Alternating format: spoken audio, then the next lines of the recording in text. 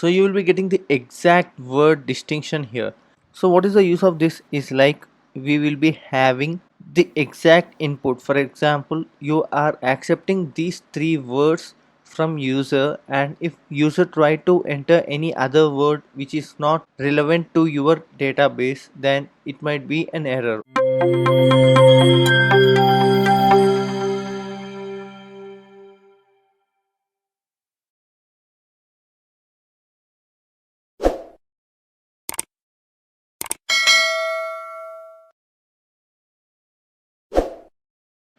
So in this blog, we will try to see what are enums and how do we use them in Kotlin programming. So we have seen enums in Java also. So now let's get started. What is an enum? So enum is a short form of enumerations. So enumerations in Kotlin are the data types that hold a set of constants. So these are declared by enum before the class. So now let us consider a class. So specify a class name like exam. So here in this way we can declare an enum, and inside the enum I am just trying to provide the status of the result. So for example, let us consider distinction and pass and fail. So here you can see we have directly provided the words which we want, like distinction, pass and fail. These are comma separated, so these are all the objects we are trying to provide here. And now let us consider function main, and now let us try to use this enum. So now we are trying to print exam and dot. So here you can see we have got distinction, fail and pass here. So whenever you try to use distinction and try to run this code, so you will be getting the exact word distinction here. So what is the use of this is like we will be having the exact input. For example, you are accepting these three words from user, and if user try to enter any other word which is not relevant to your database, then it might be an error. Or if the user try to provide a word which has a spelling mistake, then again it will be a problem for you to sort the data. So using enums, the data will be constant here and also type safe.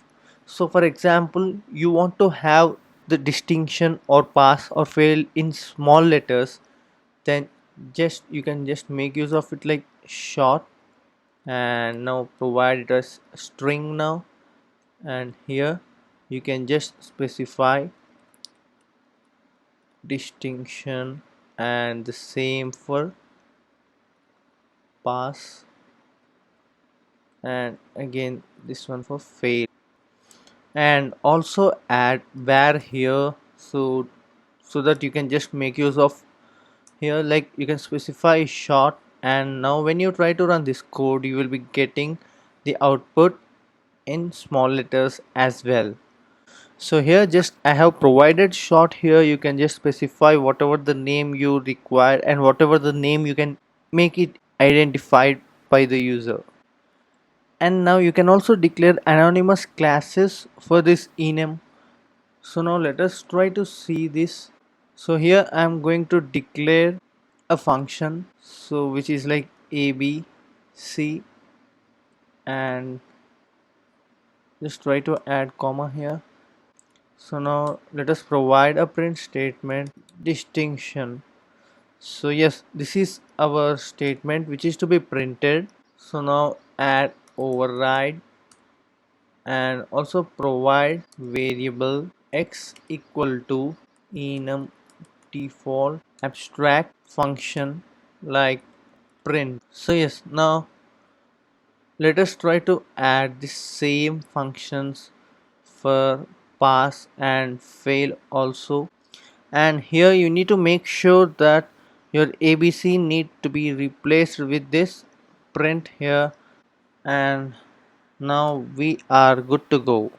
So now let us try to distinction dot print, and also just make sure you change these things so that we get appropriate output. And now we are good to go And now let us try to print this. So we are having two print statements now, so just remove this one as we are already having a print. So now we can just directly run this and get the output. And here you can see we have got, I have passed in distinction, and when you try to change this you can also get the message like I have passed. And so in this way you can just provide anonymous classes with the help of enum. And also you can just make use of enum inside enum also. So let's see that one. Standard. So this is a first class, second class, like I'm trying to see class 1 and class 2 and class 3, and inside which we are having one more enum. And now inside which we can have one more enum class, and here you can just provide like teacher. And here you can see when you are going to print this you can just make use of standard dot.